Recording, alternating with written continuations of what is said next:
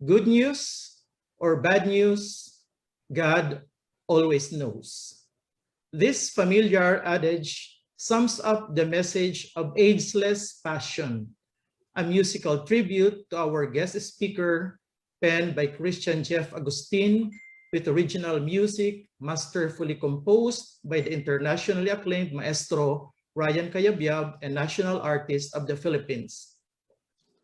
Our guest speaker was once acclaimed by the Supreme Court of the Philippines in a unanimous resolution dated December 6, 2006, as the Renaissance jurist of the 21st century. He is now much respected and sought after as a director or advisor by many publicly listed companies, top corporations, and philanthropic foundations in the country. Thus, ageless passion is premised upon his indefatigable acuity and spirit, not to mention his charisma. His is a life story replete with successes and defeats, from his humble beginnings as a young newsboy in the streets of post-war Manila to his prevailing 11-year stint in the Supreme Court of the Philippines. As of June 1, 2021, our guest speaker is an independent director of some publicly listed companies in the Philippines like Meralco, Petron, PLDT, Metro Pacific Investments, JG Summit, GMA Network and Holdings, and Asian Terminals Incorporated. He is also a non-executive director of Jollibee Foods Corporation, a senior advisor of Metro Bank, a member of the Advisory Council of BPI, an advisor of Double Dragon Properties and Merrimart Consumer Corporation, and an independent director of some non-listed companies like Metro Pacific Tollways, Tollways Management Corporation, and Asian Hospital Incorporated, to name a few. He is likewise active in civic and educational endeavors as chairman of the Board of Advisors of Metrobank Foundation, chairman of the Board of Trustees of the Foundation for Liberty and Prosperity, and of the Philippine Judges Foundation, the chairman of the Philippine chapter of ASEAN Law Association, the chairman emeritus of the Philippine Dispute Resolution Center Incorporated, the president of the Manila Cathedral Basilica Foundation, a trustee of the Tan Yan Kee Foundation, the aide to the Church in Need Philippines, Claudio T. Hanke Foundation, and Speaker Laurel Foundation, and an advisor of the World Bank, Asian Institute of Management Corporate Governance Center, Johann Strauss Society, and MAPA Blue Falcon Honor Society. On August 18, 2017, he was named chairman of the Philippine National Group in the Permanent Court of Arbitration in The Hague, Netherlands. He has been a recipient of over 250 awards and citations, including several honorary doctoral degrees, honorary memberships in the PICPA International Honor Society, the Consular Corps of the Philippines, and the San Beda College of Law Alumni Association have likewise been conferred upon him. The provincial government of Cebu named him officially as adopted son of Cebu, and the city government of San Fernando, Pampanga has also adopted him. During his retirement ceremony on December 6, 2006, held at the Supreme Court Session Hall, the court unanimously honored him as the 21st century's Renaissance jurist, with a plaque of acclamation commending his exemplary devotion to his public duties and commitment to excellence and ethics. On April 26, 2007, after his retirement, he was conferred an award of honor by the Philippine Bar Association, applauding him as a principled and visionary leader by example, a prolific writer of the Supreme Court bar none, a Renaissance man, and a nobly souled and gifted jurist, a much sought-after speaker, an eminent lawyer, law professor, Catholic lay worker, civic leader, and businessman, a scholar imbued with mental dexterity and an exemplary family man. Recently, Dr. Raul C. Pangalangan, judge of the International Criminal Court in The Hague, Netherlands, lauded him that, as Chief Justice, he distinguished himself in that he strove to have as much unanimity as possible when the court faced historic cases, painfully conscious that the least dangerous branch speaks loudest when it judges wisely and in one voice.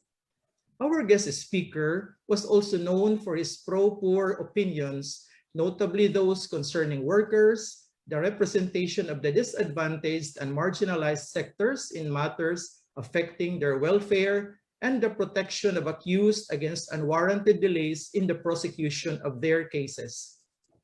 Nonetheless, he has spoken on a wide range of legal controversies concerning diverse subjects like mathematics, economics, business, accounting, and even canon law. A syllabi of all his decisions and opinion compiled by Emma C. Matamu, now a judge of the Regional Trial Court of Valenzuela City, are contained in one book titled Summa, published in 2006. A much sought-after speaker, he has addressed audiences around the world on various subjects, including 5 lectures on the biosciences in 2 international fora held in Chile in 2004. Of his mental dexterity, former Chief Justice Hilario G. Davide Jr. explains that our guest speaker extricates the possible from the hypothetical, the emerging from the established, the literature in science, and the law in art. Prior to his appointment to the Supreme Court on October 10, 1995, our guest speaker had already distinguished himself as a practicing lawyer, law professor, Catholic lay worker, civic leader, and businessman. After 3 years as an assistant in the law office of his mentor, former Senate President Jovito Salonga, he formed his own law firm, the Panganiban, Benitez, Parladi, Africa, and Barinaga, which he headed until he joined the court in 1995. The law firm was dissolved when he joined the court. He also taught law in 3 schools. Among other positions held, he has been the Vice President of the Philippine Chamber of Commerce and Industry, Governor of the Management Association of the Philippines, President of the Philippine Daily Inquirer, and President of the Rotary Club of Manila. He was the only Filipino appointed by now Saint Pope John Paul II to the Pontifical Council for the laity for the term 1996 to 2001. While a member of the Supreme Court, our guest speaker espoused and exhibited transparency in the conduct of his duties and functions. Thus, he wrote 1 book a year to report on his magistracy. He had authored the following: Love God, Serve Man in 1994, Justice and Faith in 1997, Battles in the Supreme Court in 1998, Leadership by Example in 1999, Transparency, Unanimity, and Diversity in 2000, A Centenary of Justice in 2001, Reforming the Judiciary in 2002, The Bio-Age Dawns on the Judiciary in 2003, Leveling the Playing Field in 2004, Judicial Renaissance in 2005, and Liberty and Prosperity in 2006. In January 2012, 5 years after his retirement from the judiciary, the Philippine Daily Inquirer published in book form his collection of columns titled With Due Respect. This book ranked 3rd in the Amazon bestseller list for the court's category, outranked only by those of Time Magazine correspondent and CNN legal consultant Jeffrey Toobin, who got the 1st place, and United States Supreme Court Justice Antonin Scalia for the 2nd place. In January 2017, the Inquirer launched a 2nd volume of his columns and titled it With Due Respect To. Our speaker is an outstanding alumnus of the Far Eastern University, both for his Bachelor of Arts and Law degrees and a Doctor of Laws honoris causa from 5 universities. He placed 6th in the 1960 Philippine bar examinations with a rating of 89.55. He is married to Elenita C. Panganiban and blessed with 5 children: Maria Elena Panganiban Yaptangco, Jose Artemio C. Panganiban III, Maria Jocelyn Panganiban Hanet, Maria Teresa Panganiban Manyalak, and Maria Evelyn Panganiban Rigan. Ladies and gentlemen, please welcome our guest speaker and inducting officer, the former Chief Justice of the Supreme Court of the Philippines, the Honorable Artemio V. Panganiban Jr.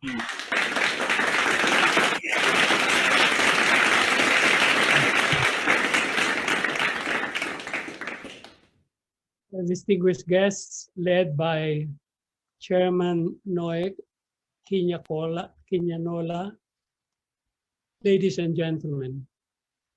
Before I begin, let me thank most sincerely Dr. Erwin Vincent Alcala for his eulogical introduction.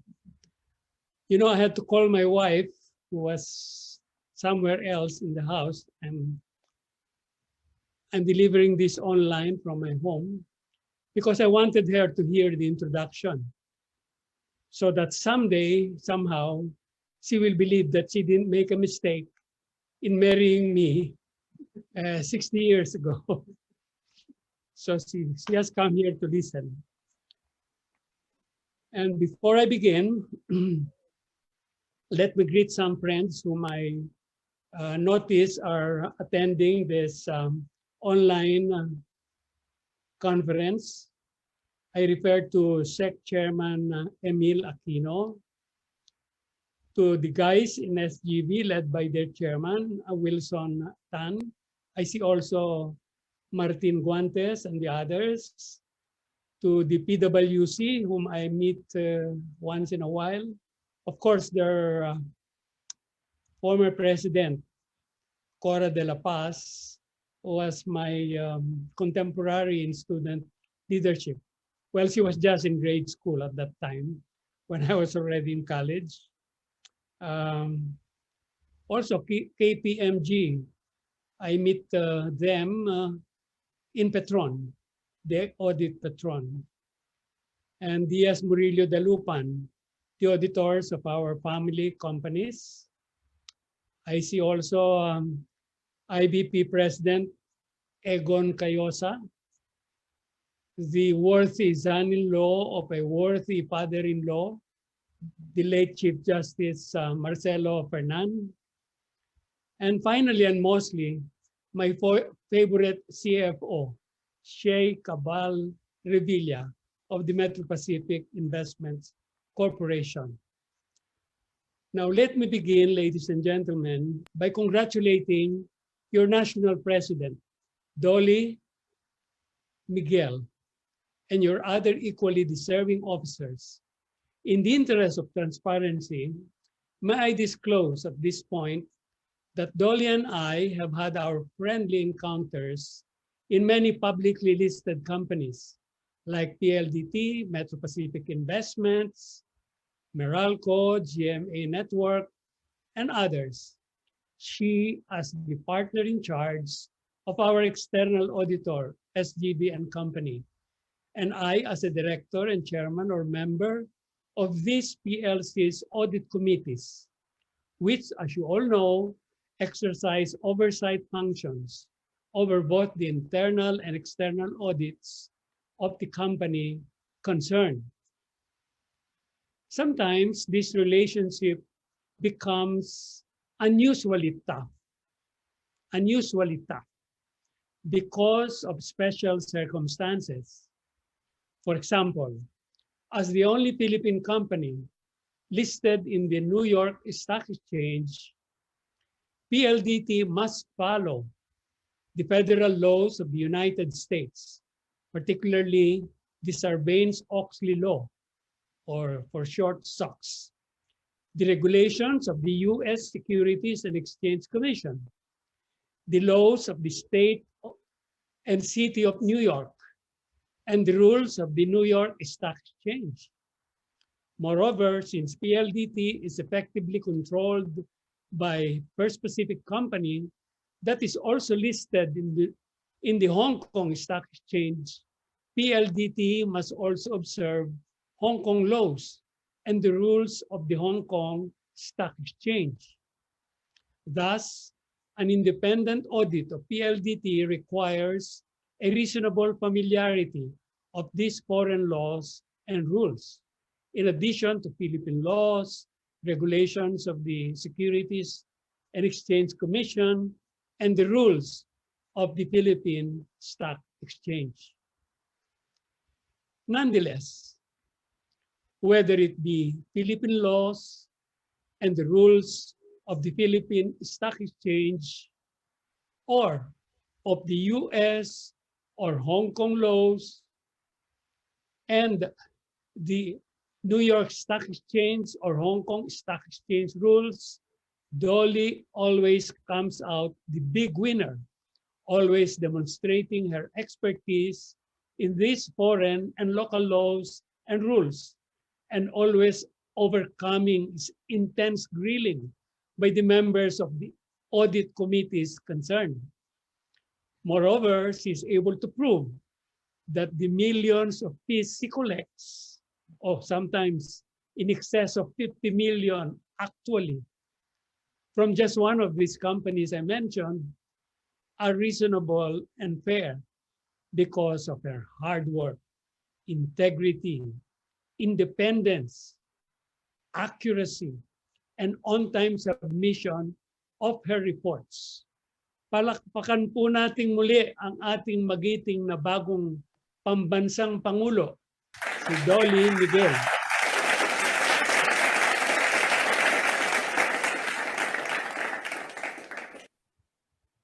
Well, having said that, I do not know what kind of funny wind struck President Dolly that impelled her to invite me, an ancient retiree, to be your inducting officer and guest speaker today.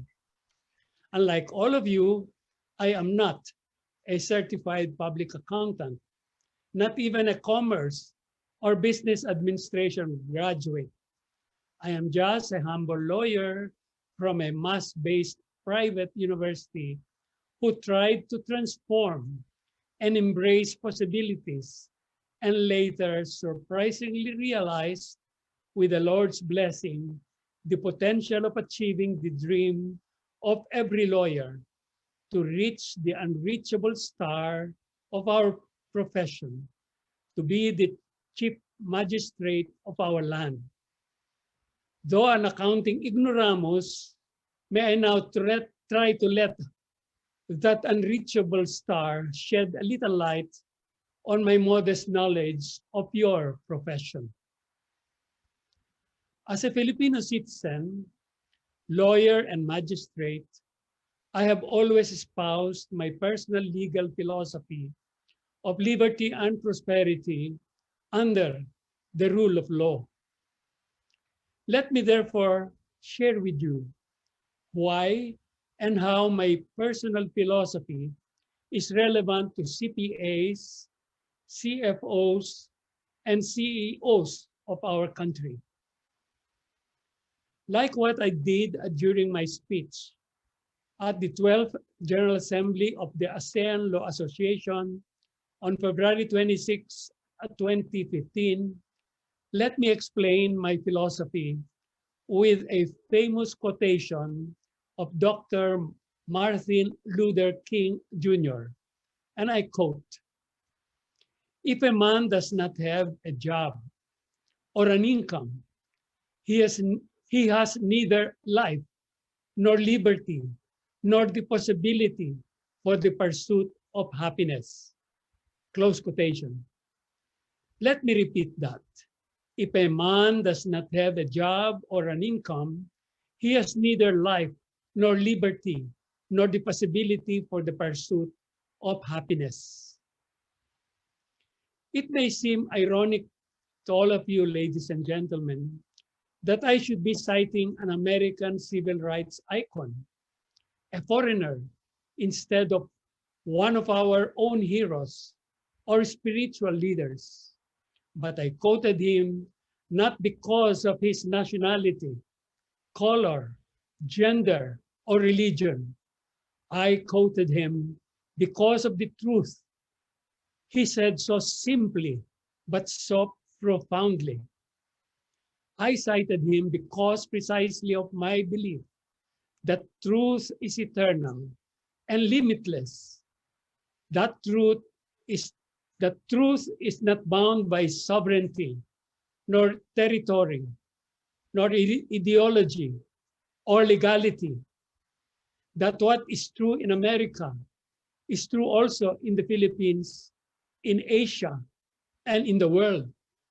And that truth is this: humans need both liberty, both justice and jobs, freedom and food, ethics and economics, peace and development, liberty and prosperity.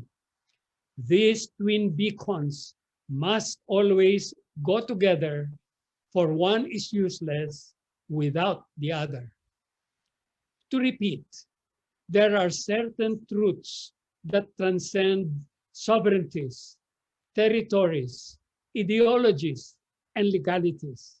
And one of those truths is this: the best way to conquer poverty, to create wealth, and to share prosperity is to unleash the entrepreneurial genius of people by granting them the freedom and the tools to help themselves and society. Let me prove my thesis by quoting a popular adage from Confucius.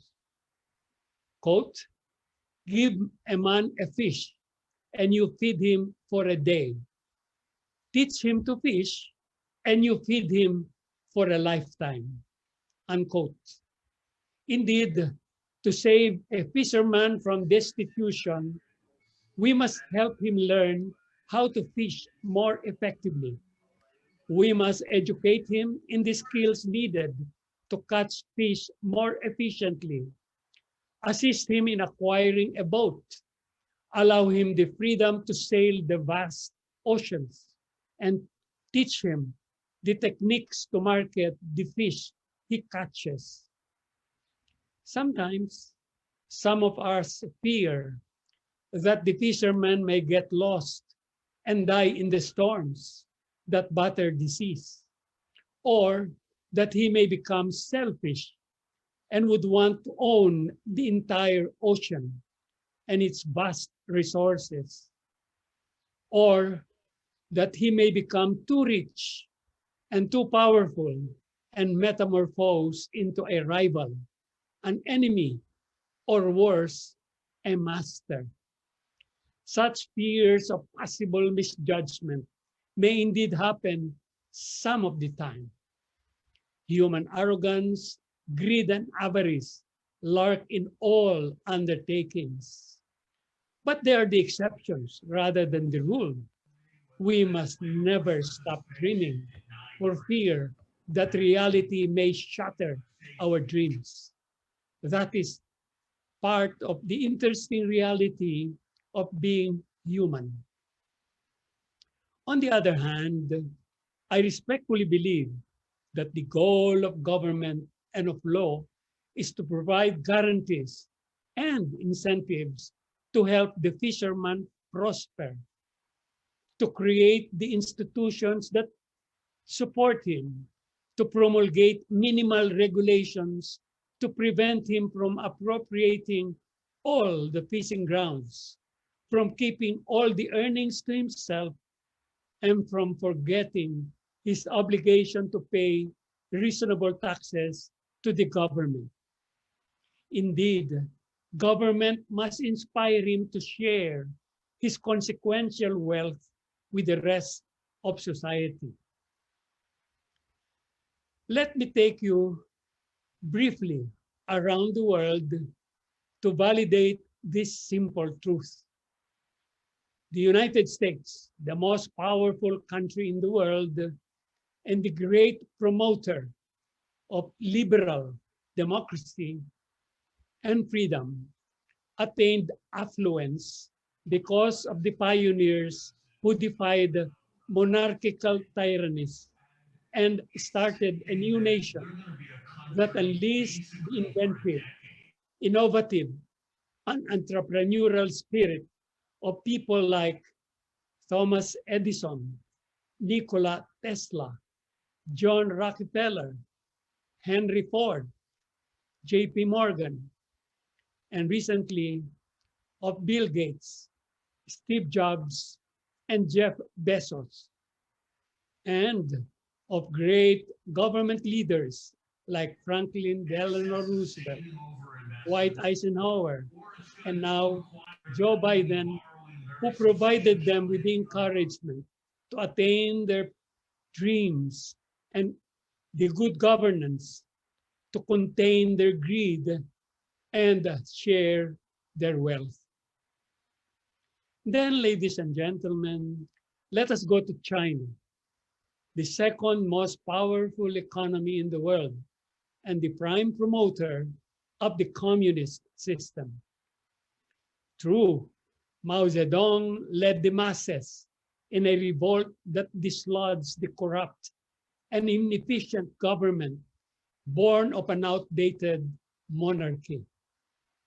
But it was Deng Xiaoping and now Xi Jinping who led and continued to lead this nation to unparalleled economic prosperity by unleashing the entrepreneurial ingenuity of the Chinese under the quote, one country, two system, unquote, philosophy, and who opened the gates of entrepreneurship to the likes of Jack Ma, Liu Chengdong, and Wang Wenyin. Finally, let me bring you to Korea. As a result of World War II, this country was divided into North and South, which unfortunately could not accept their division and engaged in a terrible war that ruined their economies and impoverished their people. Rising from the ruins, South Korea relied on the entrepreneurial spirit of the Korean people and built on their private initiative, as well as on the notion that innovation, creativity, freedom, and hard work would enable them to conquer their poverty, provide for their families' well-being, and attain affluence. In contrast, North Korea, despite its technological and military bravado, wallow in abject poverty as a result of its tight grip on creativity and inordinate fear of the entrepreneurship, education, freedom, and prosperity of its people. The peoples of the world have different histories, traditions, cultures, ideologies, and mindsets. But I dare say, my dear friends, all of them need liberty and prosperity. Some countries, taking into account their unique backgrounds, start with improving their people's economic lives first and restrict temporarily in measured stages their political liberty.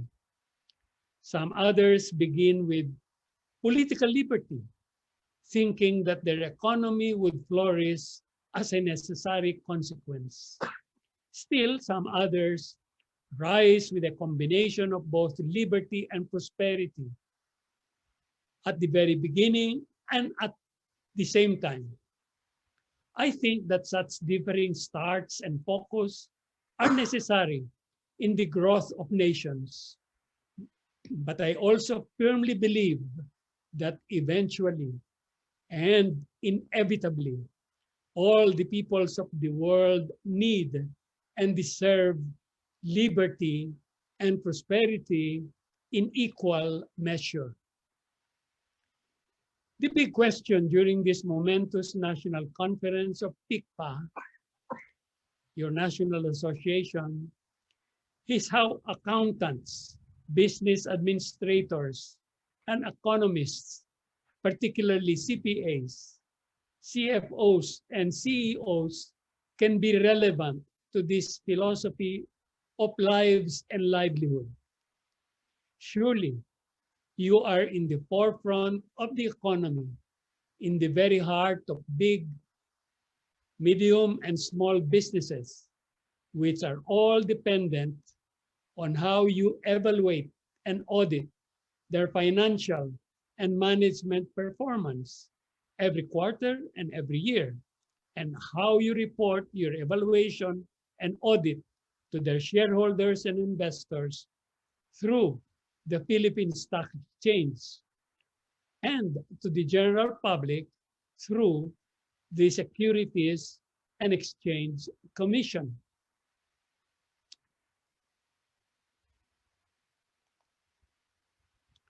Whenever you faithfully characterize your reports with these four values, namely transparency, accountability, truth, and sustainability, or what I call TATS, T-A-T-S. You yourselves become purveyors of liberty and prosperity under the rule of law. To repeat, whenever your actions and reports as CPAs are characterized by the four TATS, as they do and should do, you become images and collaborators of Martin Luther King, of Confucius and his fisherman, of Thomas Edison, of J.P. Morgan, of Franklin Delano Roosevelt, of Steve Jobs, and even of Deng Xiaoping and Jack Ma.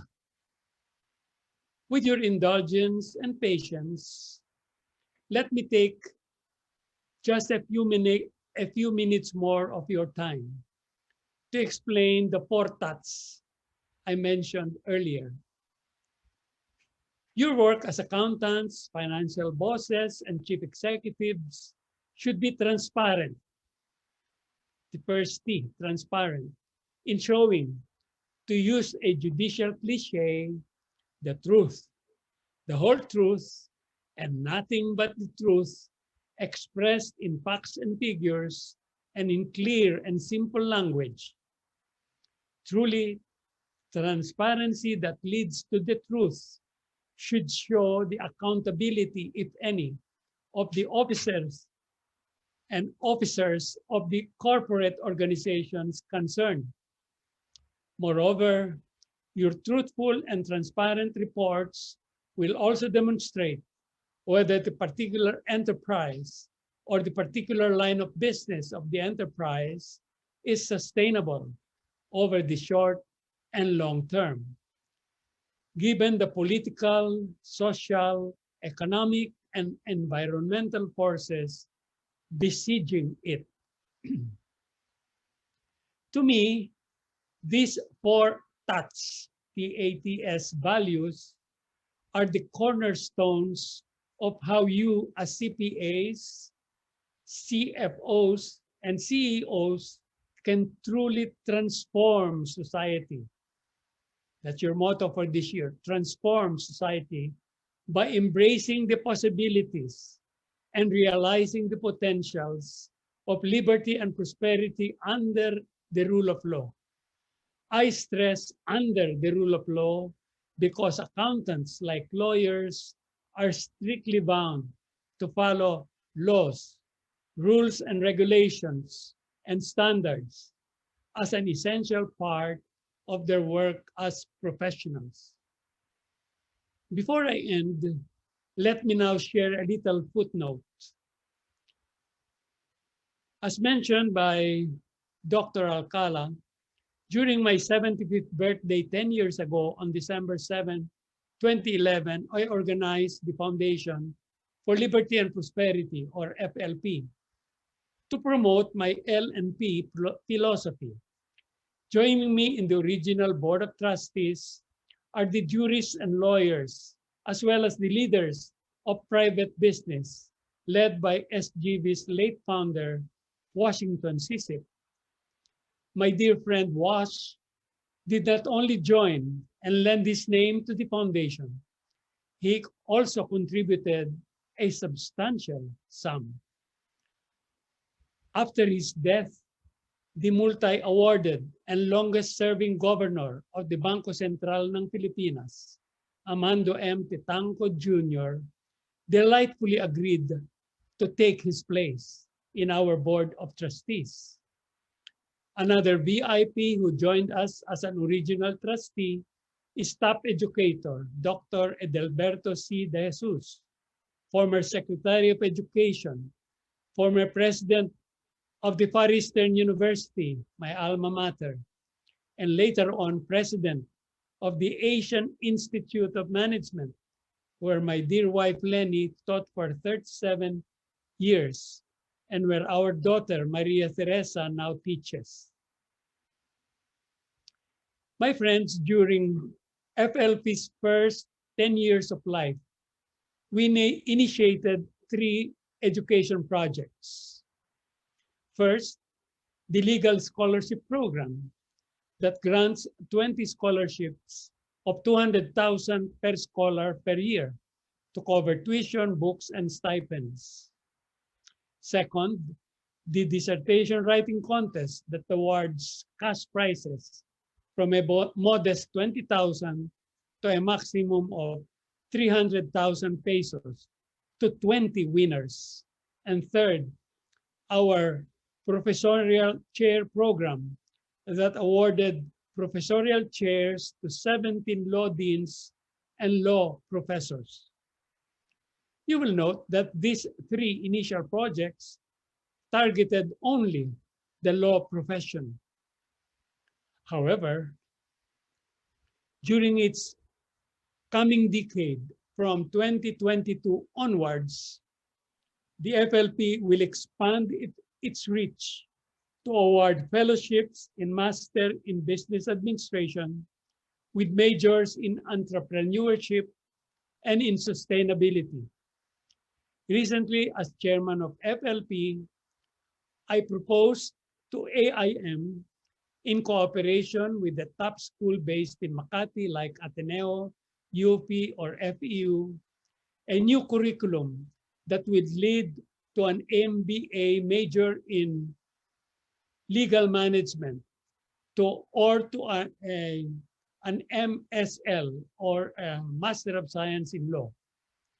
AIM President Jikyong Kang welcomed my proposal and promised to study it.